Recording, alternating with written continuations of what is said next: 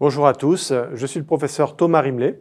Je vous présente le résumé de ma conférence à la SFAR 2023 sur la prise en charge de l'insuffisance rénale aiguë post-opératoire.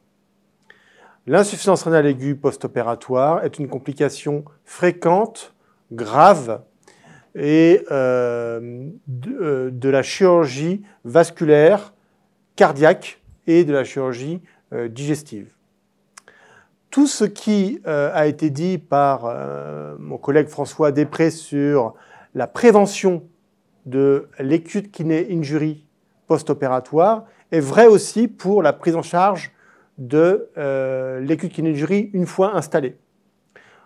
L'hémodynamique, l'éviction des néphrotoxiques, le contrôle de la glycémie est vrai également pour des patients qui ont déjà un acute kidney injury post-opératoire constitué.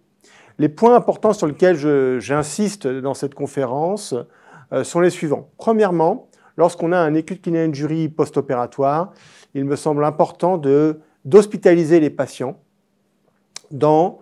lorsque c'est possible, dans une unité de surveillance continue où on va pouvoir monitorer la fonction rénale correctement.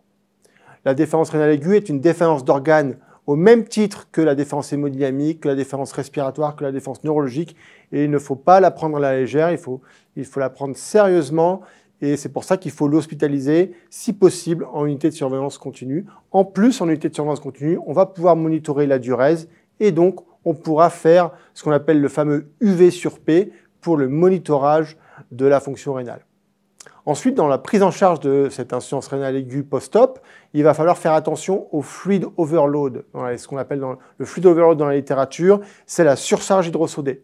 Les patients qui sont en surcharge hydrosodée ont des conséquences délétères sur la fonction rénale, donc il faut ne pas hésiter à mettre des diurétiques si le patient est en surcharge hydrosodée, ou bien démarrer peut-être un peu plus précocement que d'habitude une épuration extra-rénale pour limiter cette surcharge hydrosodée.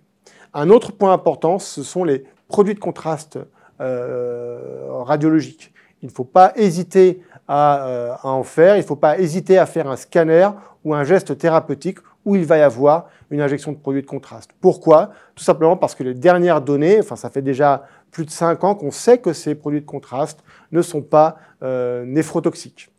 Enfin, il faut absolument prévoir, lorsque ces acute kidney injury ont été sévères et qu'ils ont nécessité une épuration extra-rénale, il faut prévoir à la sortie de l'hôpital, dans les 6 mois qui suivent la sortie de l'hôpital, une consultation néphrologique.